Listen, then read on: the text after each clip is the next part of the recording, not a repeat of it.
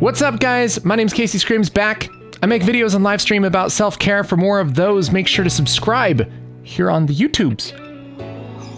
I want to tell you a story. This morning, my sweet boy was practicing his letters. He's been practicing writing things out, deciding which letters go where, sounding out words and all of that stuff. And it's been pretty cool to see. And so I gave him a challenge today. I said, can you write the word taco? And I'll tell you, man, he freaking bust that out. It was crazy. T-A-C-O, no problem. Didn't need any help.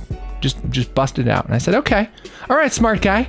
You think you're so cool. How about burrito? That's like twice as long. That's scientific. And he quickly went to work, started writing, didn't want to show anybody. And when he was done, he proudly showed it to me. And here it is. Burrito.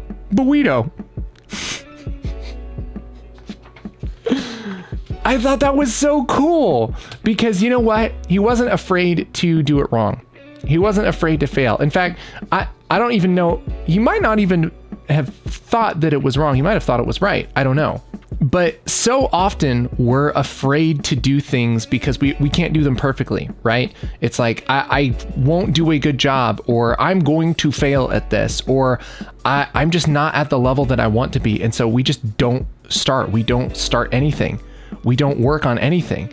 It's like we're afraid that if we try something and we don't do it perfectly, that everybody's going to make fun of us, we're going to look like an idiot, and we're never going to get where we want to be. But here's the thing. Burrito, it totally works. It totally works. It's not correct. That's not how you spell burrito, right? But if you went up to somebody and you say, hey, could I have a burrito? They would know exactly what you're talking about. After a little bit in context, you could say, man, my favorite food is burritos. Not a big deal. Even though it's not perfect, it totally works. And he's just going to get better. He's just going to get better at spelling and communicating and all of that stuff. There's an aspect of really doing anything in life of, kind of the minimum things. Now, I'm not talking about like stuff like wiring your house, things that need to be done to a certain level for it to be safe, right? But there are a lot of different ways to do some of the like main basic like self-care stuff. Things like laundry, things like cooking, all different ways to journal and think about stuff, different ways to communicate with people, even some of the more practical things. I mean, that's why we have duct tape. But sometimes we're afraid to do what works because it's not the right way, or it's not up to whatever standards we've set. So I want to encourage you on the things that aren't maybe as important to do absolutely perfectly. Give yourself some grace, give yourself some slack, make yourself a burrito. If you try something and you fail, there might be people who make fun of you.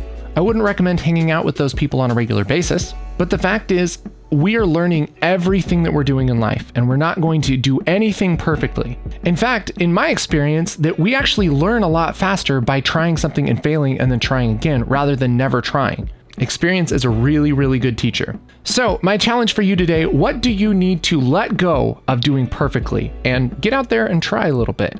Maybe it's something like cleaning up your space. Maybe it's going out and exercising a little bit. Maybe it's starting a new hobby. You're not going to do it perfectly the first time, and that's totally okay. Think about this. Like, imagine if more people were less concerned about doing things perfectly and more concerned about progress. Man, I feel like we'd have a lot more advances in, just about everything in life, including mental health and self-care. Technology, health, science.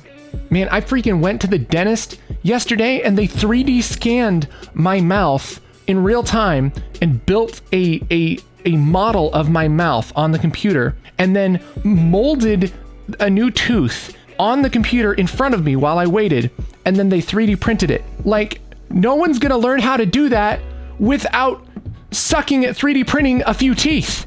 You know what I mean? You know what I'm saying? Dentists mess things up. I think you should too. Oh man. Speaking of doing things in a way that works but might not be perfect, here is a playlist of me doing such things for self-care. Check it out. Because if you don't, well, maybe you'll be wondering what it is.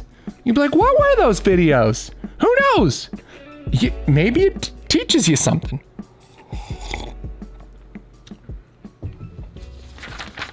Burrito.